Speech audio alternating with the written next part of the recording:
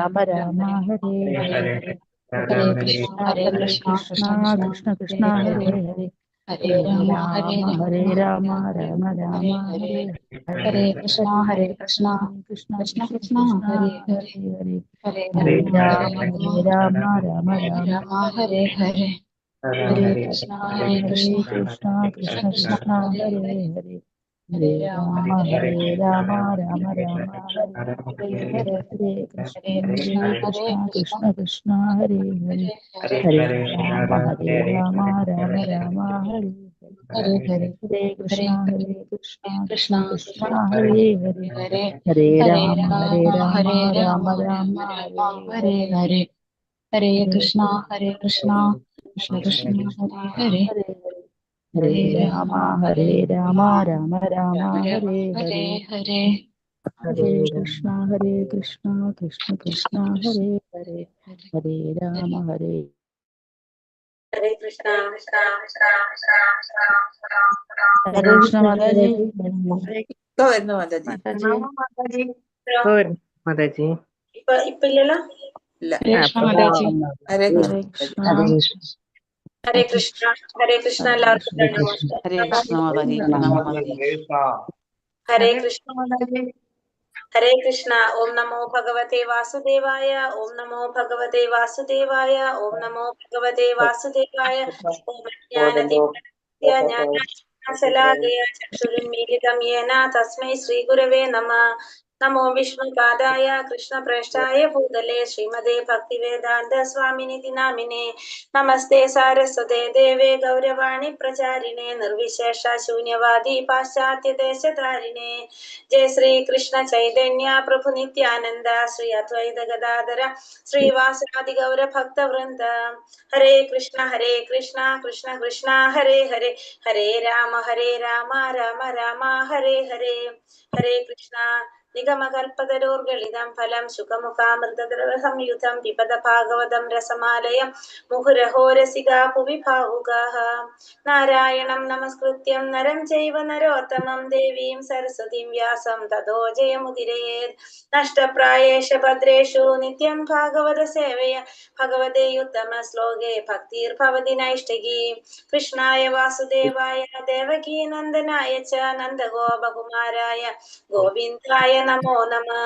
ഹരേ കൃഷ്ണ കൃഷ്ണ കൃഷ്ണ ഹരേ ഹരേ ഹരേ രാമ രാമ രാമ ഹരേ ഹരേ. ഹരേ കൃഷ്ണ. ശ്രീ ശ്രീ രാധാ ഗോവിന്ദ ബാംഗ്ലൂരിന്റെ ഭാഗവതം ക്ലാസ്സിലേക്ക് എല്ലാവർക്കും സ്വാഗതം. ഹരേ കൃഷ്ണ. എല്ലാവർക്കും പ്രണാമം. ഹരേ കൃഷ്ണ മാതാജി. പ്രണാമം. ഹരേ കൃഷ്ണ. എല്ലാവർക്കും പ്രണാമം. അപ്പൊ നമ്മൾ ഇന്ന് അധ്യായം 7. പ്രണാമം. ഹരേ കൃഷ്ണ.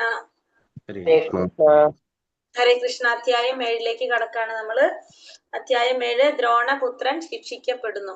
അധ്യായം 7 ദ്രോണപുത്രൻ ശിക്ഷിക്കപ്പെടുന്നു എന്നുള്ളതാണ് 7ാമത്തെ അധ്യായം. ആരാണ് ദ്രോണപുത്രൻ? ദ്രോണന്റെ പുത്രൻ ആരാണ്? അശ്വത്ഥമാവ്. അശ്വത്ഥമാവ് ശിക്ഷിക്കപ്പെടുന്നു അല്ലെ.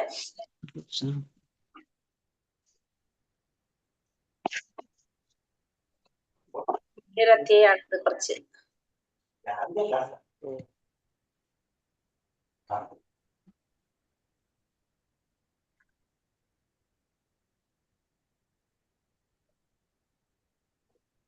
കാണുന്നുണ്ടല്ലോ അല്ലെ? ക്ലിയർ ആണല്ലോ. ക്ലിയർ മാതാജി.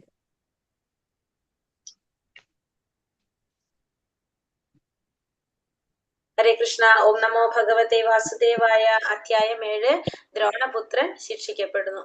ഹരേ കൃഷ്ണ ഹരേ കൃഷ്ണ ഹരേ കൃഷ്ണ. ഹരേ കൃഷ്ണ. ശ്ലോകം 1ാമത്തെ ശ്ലോകത്തിലേക്ക് പോകാം. ഹരേ കൃഷ്ണ. ഓം നമോ ഭഗവതേ വാസുദേവായ. ശൗനക ഉവാച നിർഗതേ നാരദേ സൂത ഭഗവാൻ പാദരായണഃ ശ്രുതവാംസ്താദ വിപ്രേതം തഥാ കീമാ കരോത് വിഭുഃ.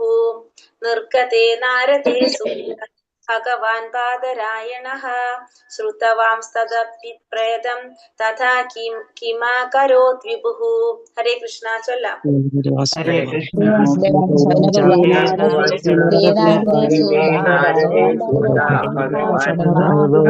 വാസുദേവായ ശൗനകോവാച നിർഗതേ നാരദേ സൂത ഭഗവാൻ പാദരായണഃ ശ്രുതവാംസ്തദപിപ്രേതം മകരോദ്വിഭുഃ. തേ നാരദേ സൂത ഭഗവാൻ പാദരായണഃ ശ്രുതവാംസ്തദപിപ്രേതം കിമകരോദ്വിഭുഃ.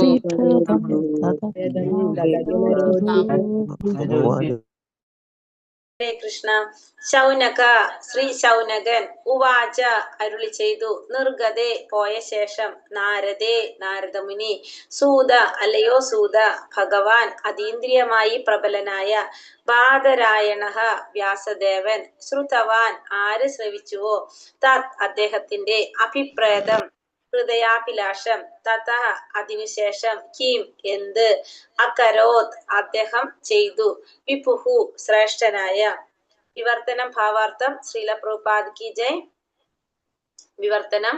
ശൗനക ഋഷി ചോദിച്ചു, അല്ലയോ സൂത, ശ്രേഷ്ഠനും അതീന്ദ്രിയമായി പ്രബലനുമായ വ്യാസദേവൻ ശ്രീ നാരദ മുനിൽ നിന്നും സർവ്വതും ശ്രവിച്ചുവല്ലോ.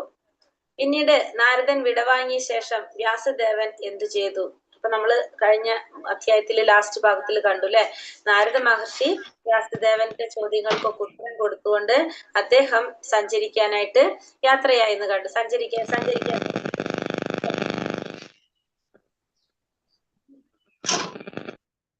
അപ്പൊ ഇവിടെ ചോദിക്കാണ്, സൂതഗോസ്വാമിയുടെ അടുത്ത് ശൗനക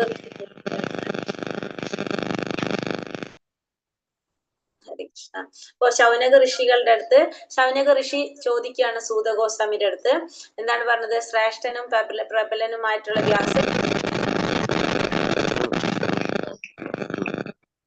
പ്രഭുവിന്റെ ഗോപാലകൃഷ്ണ പ്രഭു മാതാജി എന്തോ ഒരു ശബ്ദം. ഓക്കെ. അപ്പൊ ഇത് പറഞ്ഞ സൂതഗോസ്വാമിയുടെ അടുത്ത് ശൗനകാദ് ഋഷി ചോദിക്കാണ്, വ്യാസ മഹർഷി എന്താ ചെയ്തത്? അതായത് നാരദ മുനിയിൽ നിന്നും സർവ്വതും ശ്രവിച്ചതിന് ശേഷം, നാരദ മഹർഷി വിടവാങ്ങിയ ശേഷം വ്യാസദേവൻ എന്ത് ചെയ്തു എന്ന് ശൗനകാദ് ഋഷികള് സൂതഗോസ്വാമിയോട് ചോദിക്കുകയാണ്. അപ്പൊ എന്താ പറയുന്നത്? ഭാവാർത്ഥത്തിൽ പറയുന്നത്, ഹരേ കൃഷ്ണ. പ്രഭുപാദ് കി ജയ്. ശ്രീമദ് ഭാഗവതം വർണ്ണിക്കാനുള്ള പ്രാരംഭ ഹേതു എന്ന നിലയിൽ ഈ അധ്യായത്തിൽ പരീക്ഷിത് മഹാരാജാവ് തന്റെ മാതൃ ഗർഭത്തിനുള്ളിൽ അത്ഭുതകരമായി രക്ഷിക്കപ്പെടുന്ന സംഭവം തിരഞ്ഞെടുക്കപ്പെട്ടിരിക്കുന്നു. അപ്പൊ ശ്രീമദ് ഭാഗവതം വർണ്ണിക്കാനുള്ള പ്രാരംഭ ഹേതു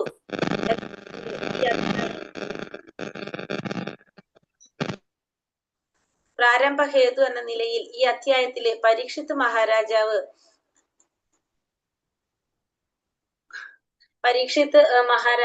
എന്താ ശ്രീമദ് ഭാഗവതം വർണ്ണിക്കാനുള്ള പ്രാരംഭ ഹേതു എന്ന നിലയിൽ ഈ അധ്യായത്തിൽ പരീക്ഷിത് മഹാരാജാവ് തന്റെ മാതൃഗർഭത്തിനുള്ളിൽ അത്ഭുതകരമായി രക്ഷിക്കപ്പെടുന്ന സംഭവം തിരഞ്ഞെടുക്കപ്പെട്ടിരിക്കുന്നു.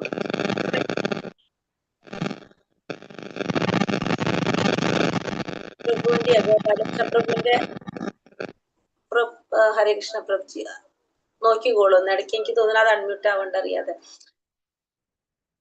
സംഭവം തെരഞ്ഞെടുക്കപ്പെട്ടിരിക്കുന്നു. പരീക്ഷത്തിനെ ഇപ്രകാരം വധിക്കാൻ ശ്രമിച്ചത് ദ്രോണപുത്രനായ ദ്രൗണി അശ്വത്ഥമാവായിരുന്നു. മുമ്പ് ദ്രൗപദിയുടെ 5 പുത്രന്മാരെയും സുപ്താവസ്ഥയിൽ വധിച്ച കുറ്റത്തിന് അദ്ദേഹത്തെ അർജുനൻ ദണ്ഡിച്ചിരുന്നു. ശ്രേഷ്ഠ മഹാകാവ്യമായ ശ്രീമദ് ഭാഗവതത്തിന്റെ രചന ആരംഭിക്കുന്നത് ശക്തിമയമായ സമാധിയിൽ നിവിഷ്ടമായ സമ്പൂർണവും സത്യവും ഗ്രഹിച്ചിരുന്നു.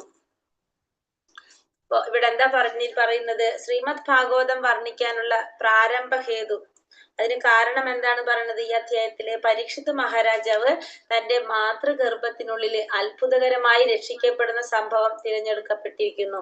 അപ്പൊ നമുക്കറിയാവുന്ന കാര്യമാണ് അല്ലെ, അത് പരീക്ഷിത് മഹാരാജാവ് അത്ഭുതകരമായി രക്ഷപ്പെട്ട സംഭവം. അതാണ് ഇവിടെ തെരഞ്ഞെടുക്കപ്പെട്ടിരിക്കുന്നത്. പരീക്ഷിത് മഹാരാജാവിന് പറഞ്ഞു കൊടുത്തതാണ് അല്ലെ, ഭാഗവതം പറഞ്ഞു കൊടുത്തു. ആരാണ് പറഞ്ഞു കൊടുത്തത് പരീക്ഷിത് മഹാരാജാവിന്?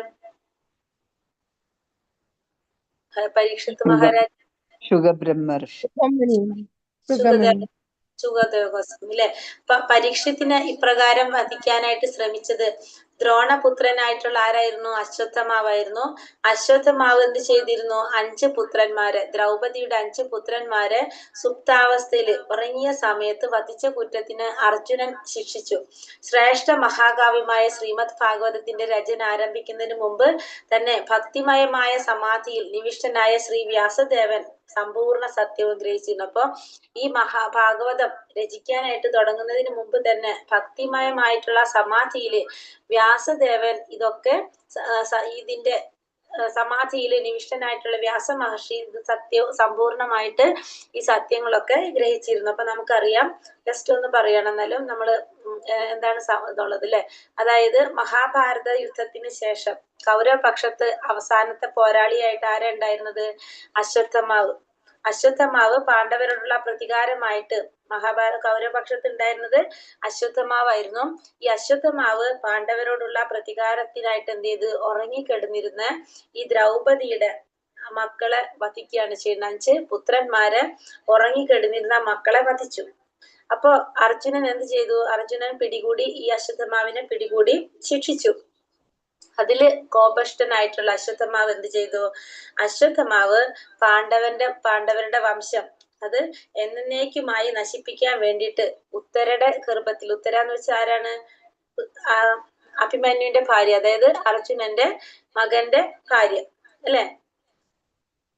ഹരേ കൃഷ്ണ. ഉത്തരയുടെ ഹരേ കൃഷ്ണ. ഉത്തരയുടെ ഗർഭത്തിൽ കുഞ്ഞിനെ ലക്ഷ്യമാക്കിയിട്ട് എന്ത് ചെയ്തു? ബ്രഹ്മാസ്ത്രം തൊടുത്തു വിട്ടു. അപ്പൊ ഗർഭത്തിലുള്ള ആ കുഞ്ഞാണ് എന്ത്? പാണ്ഡവരുടെ നമ്മൾക്കറിയാം പിൻഗാമിയായിട്ട് വന്ന പരീക്ഷിത്ത് മഹാരാജാവ്. അപ്പൊ അശ്വത്ഥമാവ് ആ വൈരാഗ്യം തീർക്കാനായിട്ട്, ആ ദേഷ്യം തീർക്കാനായിട്ട് പാണ്ഡവരുടെ വംശം എന്നേക്കുമായിട്ട് നശിപ്പിക്കാൻ വേണ്ടിയിട്ടാണ് ഉത്തരയുടെ ഗർഭത്തിലുള്ള ആ കുഞ്ഞിന് നേരെ എന്ത് ചെയ്യുന്നത്? ബ്രഹ്മാസ്ത്രം വിടുന്നത്. അപ്പൊ ബ്രഹ്മാസ്ത്രം വിട്ടപ്പോ പിന്നെ ആരിടപെടുന്നത് അവിടെ? ആ ബ്രഹ്മാസ്ത്രത്തിനെ രക്ഷിക്കാനായിട്ട് ആർക്കാ സാധിക്കുന്നത്? ഭഗവാന്. ഭഗവാൻ എന്ത് ചെയ്തു?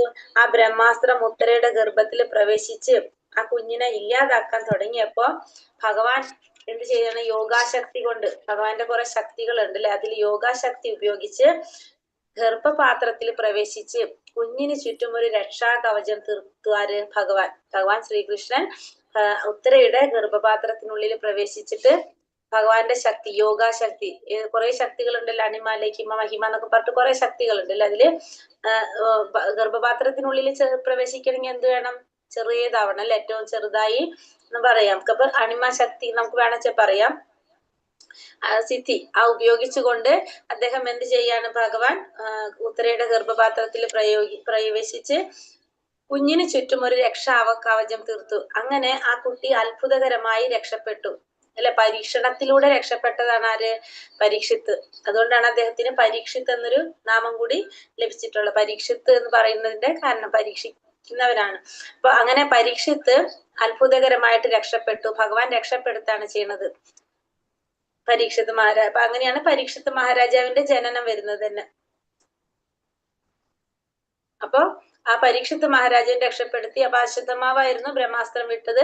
5 പുത്രന്മാരെ വധിച്ചു. അങ്ങനെ സമാധിയിൽ ഇതൊക്കെ ആർക്കും ജ്ഞാനദൃഷ്ടിയിൽ മനസ്സിലാക്കാൻ സാധിക്കാണ്.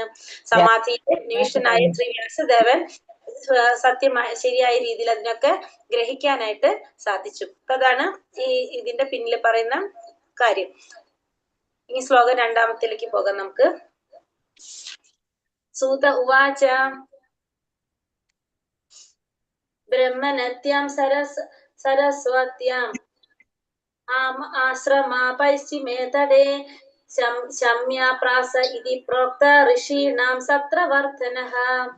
ബ്രഹ്മനത്യാം സരസ്വത്യാം ആശ്രമാ പശ്ചിമേ തടേ ശമ്യാപ്രാസ ഇതി പ്രോക്ത ഋഷീണാം സത്രവർദ്ധനഃ.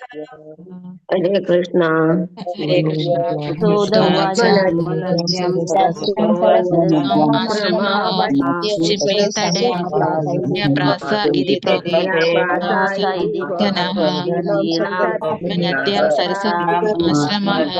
പശ്ചിമേ തടേ പ്രാസ ഇതി പ്രോക്ഷീണാം സത്രവർദ്ധനഃ. ഹരേ കൃഷ്ണ.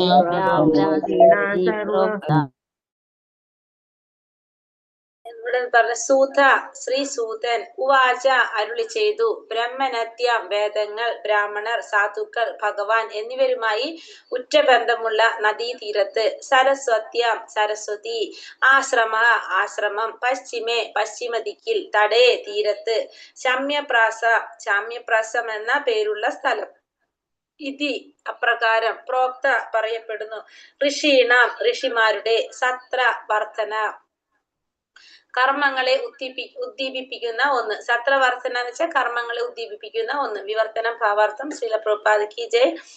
വിവർത്തനം ശ്രീ സൂതൻ അരുളി ചെയ്തു. സൂതഗോസ്വാമി പറയാണ് വേദങ്ങളുമായി ഗാഠബന്ധമുള്ള സരസ്വതി നദിയുടെ പശ്ചിമ തീരത്ത് ശമ്യപ്രാസത്തിലെ ആശ്രമം ഋഷിമാരുടെ അതീന്ദ്രിയ കർമ്മങ്ങളെ ഉത്തേജിപ്പിക്കുന്നു.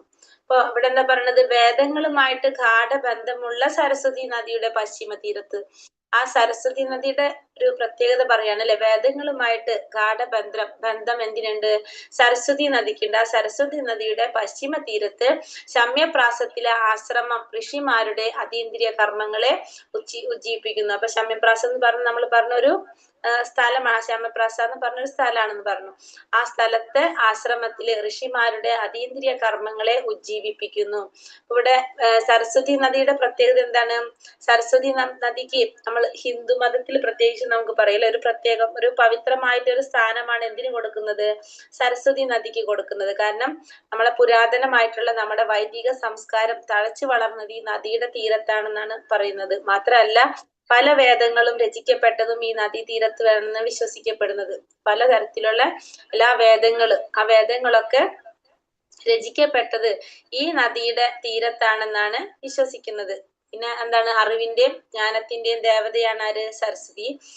അങ്ങനെ നമുക്കറിയാവുന്നതാണ്. പിന്നെ അത് മാത്രല്ല ഇപ്പൊ നമുക്ക് എന്ത് പറയാം? സരസ്വതി നദി ഇപ്പൊ നമുക്ക് കാണാനായിട്ട് സാധിക്കില്ല. ഇപ്പൊ നമ്മൾ ത്രിവേണി സംഗമം എന്ന് പറഞ്ഞാലും സരസ്വതിയുടെ സങ്കല്പം മാത്രമേ അവിടെ ഉള്ളൂ. അപ്പൊ അത് ഭൂമിയുടെ ഭൂമിയുടെ അടിയിലൂടെ ഒഴുകുന്നു എന്നാണ് ഇപ്പൊ അതിന്റെ സങ്കല്പം വിശ്വസിക്കുന്നത്. അതിൽ കരുതുന്നത് അങ്ങനെയാണ്. ഇപ്പൊ നമ്മള് ത്രിവേണി സംഗമം എന്ന് പറയുന്നുണ്ടല്ലോ, പക്ഷെ അവിടെ ത്രിവേണി സംഗമത്തിൽ സരസ്വതിയുടെ സങ്കല്പം മാത്രമാണ് അവിടെ ഉള്ളത്. ഇപ്പൊ അതിന്റെ ഒരു ചെറിയ കുറച്ച് ഭാഗം നമുക്ക് കാണാൻ സാധിക്കും കേട്ടോ, ഉത്ഭവസ്ഥാനത്ത് നിന്ന്. ഹരേ കൃഷ്ണ. സരസ്വതി നദിയുടെ ഉത്ഭവസ്ഥാനത്ത് നിന്ന് കുറച്ച് ഭാഗം നമുക്ക് കാണാൻ പറ്റും എന്ന് പറയാം. അതെല്ലേ? ഓക്കെ. അതിനുശേഷം ഭൂമിക്കടിയിലേക്ക് പോകുന്നുള്ളൂ. ഹരേ കൃഷ്ണ. ഹരേ കൃഷ്ണ. അപ്പൊ ഇപ്പൊ നമ്മള് സരസ്വതിയുടെ പ്രത്യേകതയാണ്. അപ്പൊ നമുക്ക് ഹിന്ദു മതത്തിൽ നമ്മള് ഹിന്ദു ധർമ്മത്തില് അല്ലെങ്കിൽ എന്തെങ്കിലും നമുക്ക് പറയാം, നമ്മൾ അത്രയും പവിത്രമായിട്ടുള്ള ഒരു സ്ഥാനമാണ് ഇതിന് കൊടുക്കുന്നത്.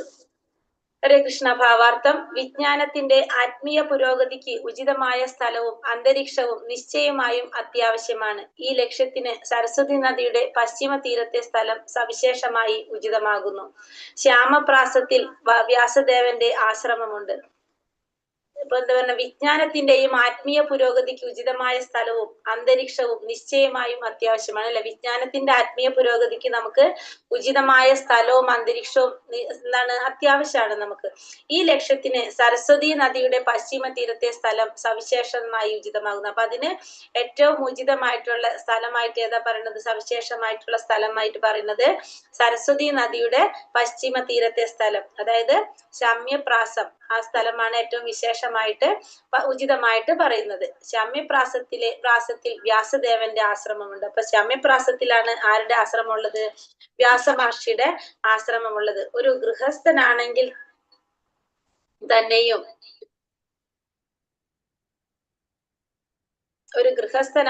തന്നെയും ശ്രീ വ്യാസദേവന്റെ വാസസ്ഥലത്തെ ആശ്രമം എന്ന് വിശേഷിപ്പിച്ചിരിക്കുന്നു. അപ്പോ വ്യാസമഹർഷിയുടെ ഒരു ഗൃഹസ്ഥനാണ് അല്ലെ, പക്ഷെ എങ്കിൽ പോലും വ്യാസദേവന്റെ വ്യാസസ്ഥാനത്തെ എന്താണ് പറയുന്നത്? ആശ്രമം എന്നാണ് വിശേഷിപ്പിച്ചിരിക്കുന്നത്.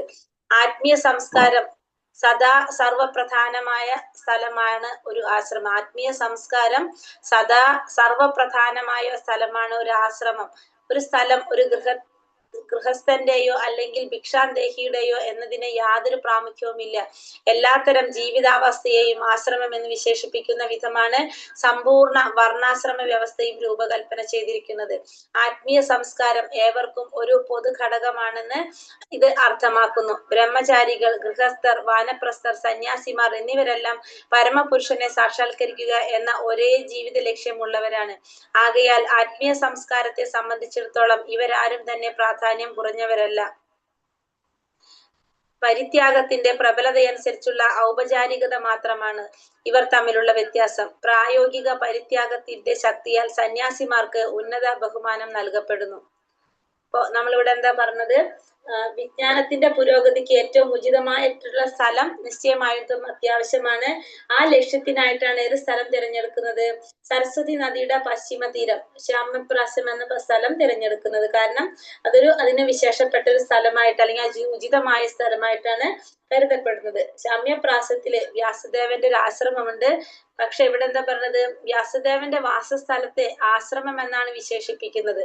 ആത്മീയ സംസ്കാരം സർവപ്രധാനമാണ്. പ്രധാനമായിട്ടുള്ള ഒരു സ്ഥലമാണ് എന്ത്? ആശ്രമം എന്ന് പറയുന്നത്. ആത്മീയമായ സംസ്കാരങ്ങൾ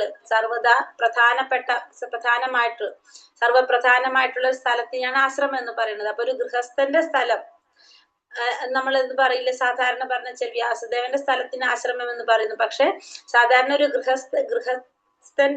ഗൃഹസ്ഥന്റെയോ അല്ലെങ്കിൽ ഒരു ഭിക്ഷാന്തേഹിയുടെയോ എന്നതിന് അവിടെ യാതൊരു പ്രാമുഖ്യവുമില്ല. അപ്പൊ ഈ ആശ്രമം എന്ന് പറഞ്ഞ ആ സ്ഥലത്തിന് ഒരു ഗൃഹസ്ഥന്റേതാണോ അല്ലെങ്കിൽ ഒരു ഭിക്ഷാന്തേഹിയുടെ ആണോ എന്നതിന് യാതൊരു പ്രാമുഖ്യമില്ല. എല്ലാതരം ജീവിതാവസ്ഥയെയും ആശ്രമം എന്ന് വിശേഷിപ്പിക്കുന്ന വിധമാണ് സമ്പൂർണ്ണ വർണ്ണാശ്രമ വ്യവസ്ഥയും രൂപകൽപ്പന ചെയ്തിരിക്കുന്നത്. അപ്പൊ എല്ലാ തരത്തിലുള്ള ജീവിതാവസ്ഥയും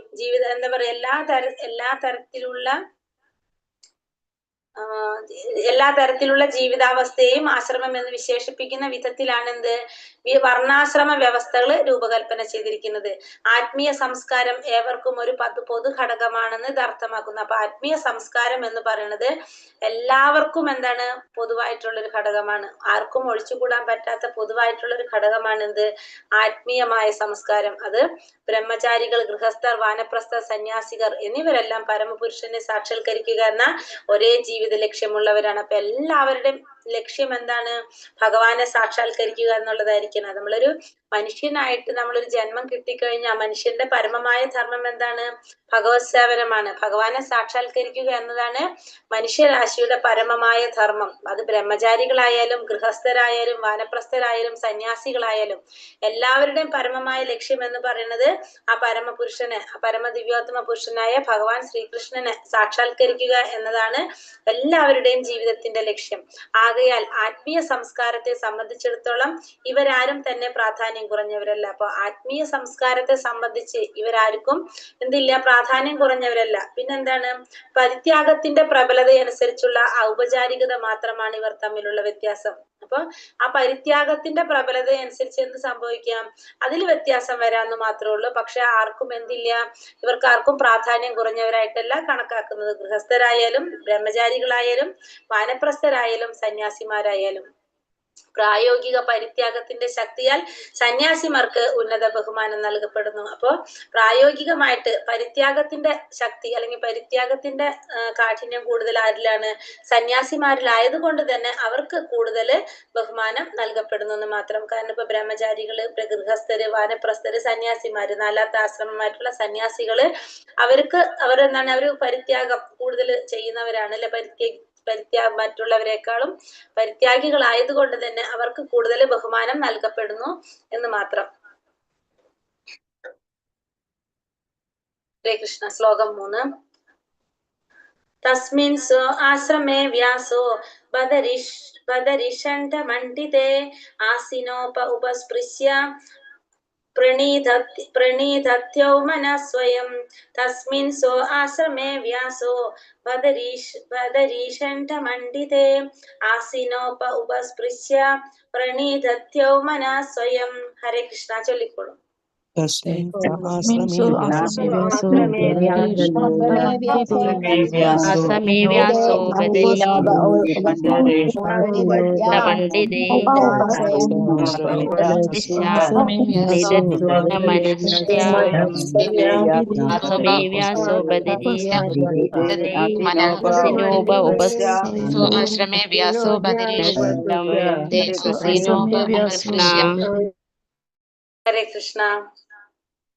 തസ്മിൻ അതിൽ ആശ്രമം, സ്വന്തം, ആശ്രമേ ആശ്രമത്തിൽ, വ്യാസദേവൻ, ബദരി ചെറിയ അരികളുള്ള പഴങ്ങൾക്ക് പൊതുവെ പേര് ബദരി, ഷണ്ഡ വൃക്ഷങ്ങൾ, മണ്ഡിതേ വലയം ചെയ്യപ്പെട്ട, ആസിനഹ ആസനസ്ഥനായി, ഉപസ്പൃശ്യ ജലത്തെ സ്പർശിച്ചുകൊണ്ട്, പ്രണിദത്യൗ ഏകാഗ്രമാക്കി, മനസ്സ്, സ്വയം അദ്ദേഹം സ്വയം.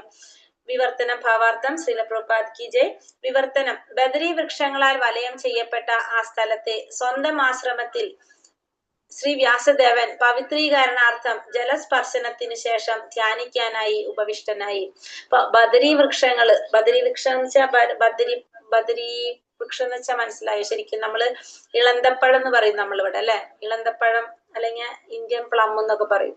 ഒരു ചെറിയ പച്ച കളറിലുള്ള ഒരു പഴം, ബദരി വൃക്ഷം എന്ന് വെച്ചാൽ അതാണ്. ബദരി വൃക്ഷങ്ങളാൽ വലയം ചെയ്യപ്പെട്ട ആ സ്ഥലത്ത് സ്വന്തം ആശ്രമത്തില് വ്യാസ മഹർഷി പവിത്രീകരണാർത്ഥം ജലസ്പർശനത്തിന് ശേഷം ധ്യാനിക്കാനായിട്ട് ഉപവിഷ്ടനായി.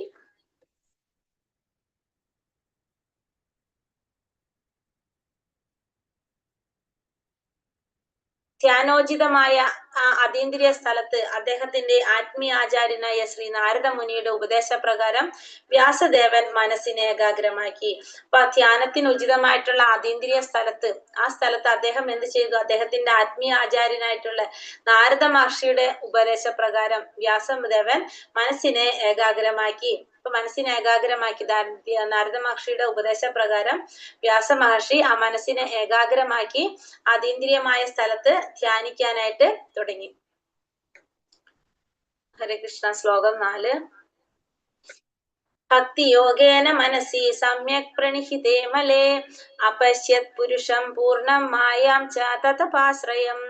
ഭക്തിയോഗേന മനസി സമ്യക് പ്രണിഹിതേ മലേ അപശ്യത് പുരുഷം പൂർണ്ണം മായാം ച തതപാശ്രയം. ഹരേ കൃഷ്ണ. ചൊല്ലാം.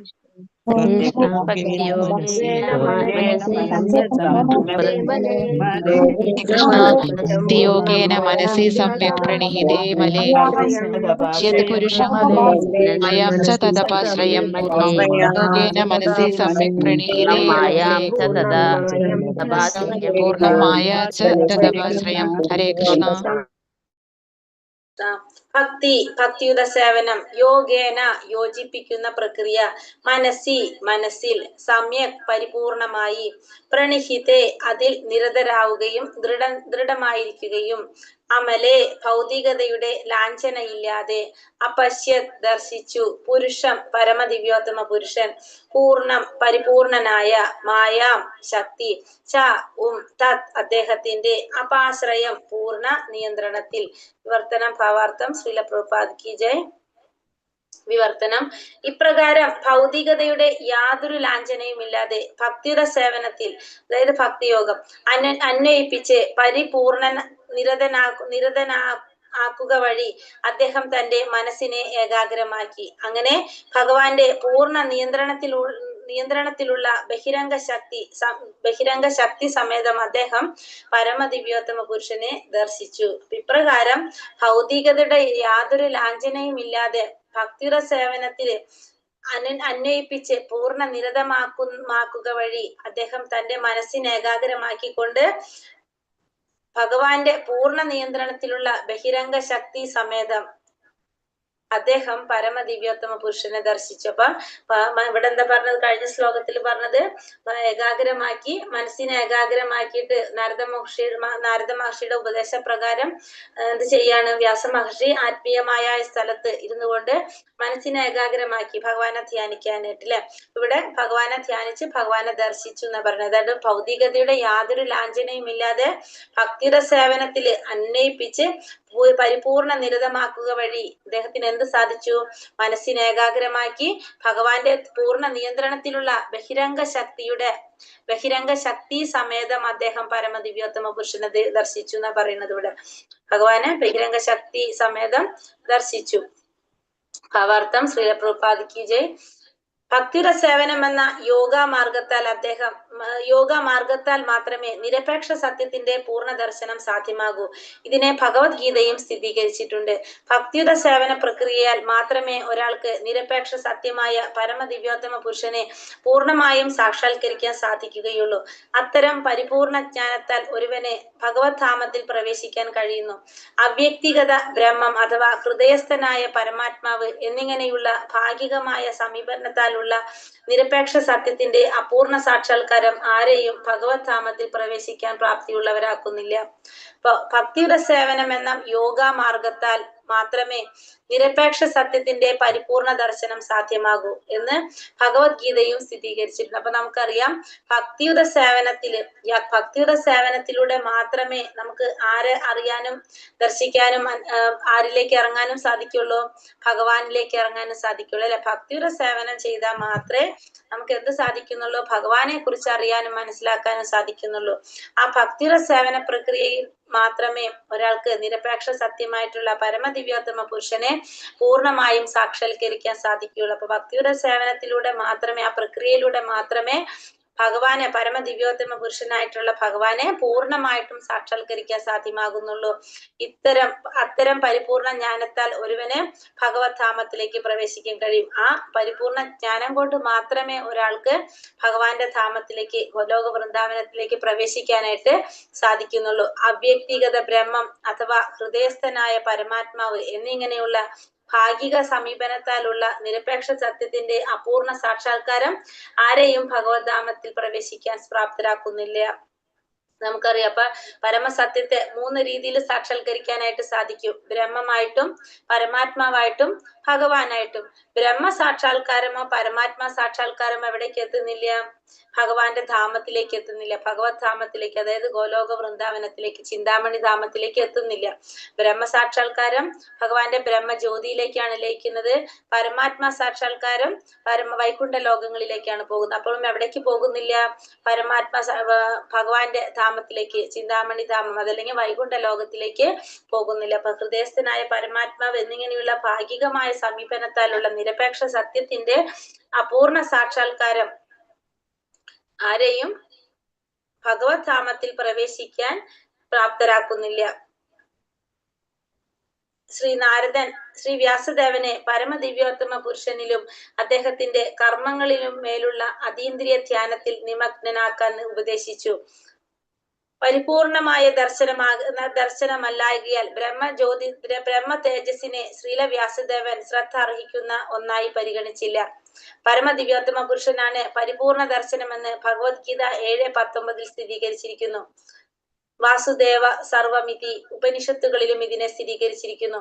അതായത് പരമദിവ്യോത്തമ പുരുഷനായ വാസുദേവൻ അവ്യക്തിഗത ബ്രഹ്മമെന്ന ഹിരൺമയേന പാത്രേണ മൂടുപടത്തിന്റെ കാഞ്ചന ദീപ്തിയാൽ ആവരണം ചെയ്യപ്പെട്ടിരിക്കുന്നുവെന്നും ഭഗവാന്റെ കൃപയാൽ ആ മൂടുപടം നീക്കം ചെയ്യപ്പെടുമ്പോൾ പരിപൂർണ നിരപേക്ഷ സത്യത്തിന്റെ യഥാർത്ഥ മുഖം ദൃശ്യമാകുന്നുവെന്നും പറയുന്നു. ഇവിടെ എന്താ പറഞ്ഞത്? ശ്രീ നാരദ മഹർഷി വ്യാസദേവന് പരമദിവ്യോത്തമ പുരുഷനിലും അദ്ദേഹത്തിന്റെ കർമ്മങ്ങളിന്മേലുള്ള അതീന്ദ്രിയ ധ്യാനത്തിൽ നിമഗ്നനാകാനായിട്ട് ഉപദേശിച്ചു. അപ്പൊ നാരദ മഹർഷി വ്യാസദേവന് എന്തിനാണ് ഉപദേശിച്ചത്?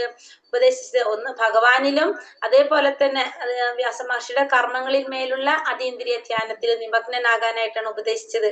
പൂർണമായ ദർശനമല്ലായകയാൽ ബ്രഹ്മത്തെ കുറിച്ച് ബ്രഹ്മ തേജസ്സിനെ ശ്രീല വ്യാസദേവൻ ശ്രദ്ധ അർഹിക്കുന്ന ഒന്നായി പരിഗണിച്ചില്ല. അപ്പൊ നമ്മൾ പറഞ്ഞില്ല, ബ്രഹ്മം പരമാത്മാവ് ഇതെന്തല്ലാതെ അപൂർണമാണ്. പൂർണ്ണമായിട്ടുള്ളത് ഭഗവത് സാക്ഷാത്കാരം മാത്രമാണ്. അതുകൊണ്ട് തന്നെ അപൂർണമായത് കൊണ്ട് തന്നെ വ്യാസ മഹർഷി അതിലേക്ക് അധികം ശ്രദ്ധ അർഹിക്കുന്നതായിട്ട് പരിഗണിച്ചില്ല. ബ്രഹ്മ തേജസ്സിന് വ്യാസദേവൻ ശ്രദ്ധ അർഹിക്കുന്ന ഒന്നായിട്ട് പരിഗണിച്ചില്ല. പരമദിവ്യോത്തമ പുരുഷനാണ് പരിപൂർണ ദർശനമെന്ന് ഭഗവത്ഗീത 7:19 സ്ഥിരീകരിച്ചിരിക്കുന്നു. അപ്പൊ 19ാമത്തെ ശ്ലോകത്തിൽ 7ാമത്തെ അധ്യായം 19ാമത്തെ ശ്ലോകത്തില് ഭഗവാൻ പരമദിവ്യോത്തമ പുരുഷനാണ് പരിപൂർണ ദർശനം എന്നുള്ളത് ഭഗവത്ഗീതയിൽ സ്ഥിരീകരിച്ചിട്ടുണ്ട്. വാസുദേവ സർവമിതി എന്താ പറഞ്ഞ ഉപനിഷത്തുക്കളിലും ഇതിനെ സ്ഥിരീകരിച്ചിരിക്കുന്നു. ഉപനിഷത്തുക്കളും ഇതിനെക്കുറിച്ച് പറയുന്നുണ്ട്. അതായത് പരമദിവ്യോത്തമ പുരുഷനായ വാസുദേവൻ അവ്യക്തിഗത ബ്രഹ്മമെന്ന ഹിരൺമയേന പാത്രേണ മൂടുപടത്തിന്റെ കാഞ്ചന ദീപ്തിയാൽ ആവരണം ചെയ്യപ്പെട്ടിരിക്കുന്നുവെന്നും ഭഗവാന്റെ കൃപയാൽ ആ മൂടുപടം നീക്കം ചെയ്യപ്പെടുമ്പോൾ പരിപൂർണ നിരപേക്ഷ സത്യത്തിന്റെ യഥാർത്ഥ മുഖം ദൃശ്യമാകുന്നുവെന്നും പറയുന്നു. ഇപ്പോ ഭഗവാൻ പരമദിവ്യോത്തമ പുരുഷനായ വാസുദേവന്റെ അവ്യക്തിഗത ബ്രഹ്മം, ഭഗവാന്റെ ആ ബ്രഹ്മം കൊണ്ട് എന്താ ചെയ്യുന്നത്? ഹിരൺമയേന പാത്രേണ. ഹിരൺമയേന പാത്രേണ എന്ന് പറഞ്ഞ എന്താണ്? നമ്മൾ എന്തിലാ പഠിക്കുന്നത്? ഈശോപനിഷത്തിൽ അല്ലെ?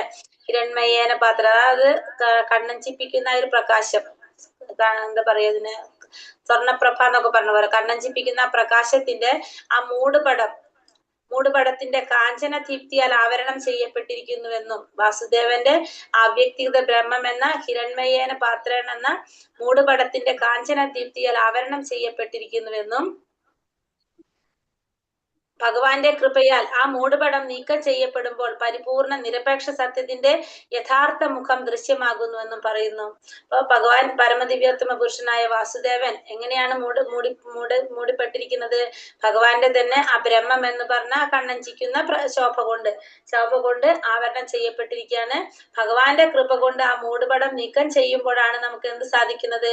ഭഗവാന്റെ യഥാർത്ഥ മുഖം ദൃശ്യമാകുന്നതെന്നും പറയുന്നു. നിരപേക്ഷ സത്യത്തെ ഇവിടെ പുരുഷൻ അഥവാ വ്യക്തി എന്ന് സൂചിപ്പിച്ചിരിക്കുന്നു.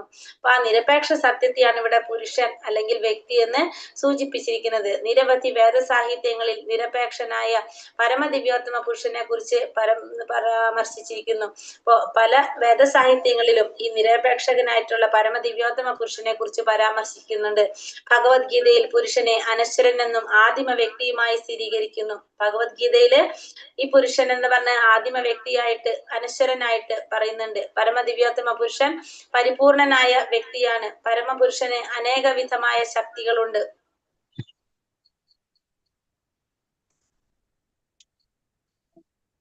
ഹരേ കൃഷ്ണ. അത് കുറെ ഉണ്ടല്ലോ, നമുക്ക് ഇവിടെ നിർത്താം. യഥാർത്ഥ മുഖം ദൃശ്യമാകുന്നു എന്ന് അത്രയും മതി, നമുക്ക് നാളേക്ക് എടുക്കാം. ബാക്കി തീരില്ലത് കുറച്ചുണ്ട്, പാരഗ്രാഫ് കംപ്ലീറ്റ് ആവാൻ. ഹരേ കൃഷ്ണ. വഞ്ചകൽപതരൂപേശ്ച കൃപാ സിന്ധുഭ്യവ ച പതിതാനാം പാവനേഭ്യോ വൈഷ്ണവേഭ്യോ നമോ നമഃ. अनंत कोटि वैष्णव वृंद की जय, श्रील प्रभुपाद की जय, श्रील गुरुदेव की जय, निताय गौर प्रेमानंदे। हरि हरि बोल। हरे बोल। हरे कृष्ण माता जी। हरे कृष्ण। हरि बोल। हरे कृष्ण माता जी, हरे कृष्ण माता जी, हरे कृष्ण माता जी, हरे कृष्ण माता जी, प्रणाम माता जी। हरे कृष्ण माता जी, प्रणाम माता जी। हरे कृष्ण माता जी। എല്ലാവർക്കും പ്രണാമം. ഏഴാമത്തെ അധ്യായം അല്ലെ? നല്ലൊരു അധ്യായം തന്നെയാണത് അല്ലെ? അതെ. കൃഷ്ണ മാതാജി, പ്രണാമം മാതാജി. ഹരേ കൃഷ്ണ ഹരേ കൃഷ്ണ ഹരേ കൃഷ്ണ. ഹരേ കൃഷ്ണ. ഹരേ കൃഷ്ണ. എല്ലാവർക്കും നന്ദി. എല്ലാവരും സുഖമായിട്ടിരിക്കുക, സന്തോഷമായിട്ടിരിക്കുക. ഹരേ കൃഷ്ണ മാതാജി, പ്രണാമം. ഹരേ കൃഷ്ണ. എല്ലാവർക്കും പ്രണാമം.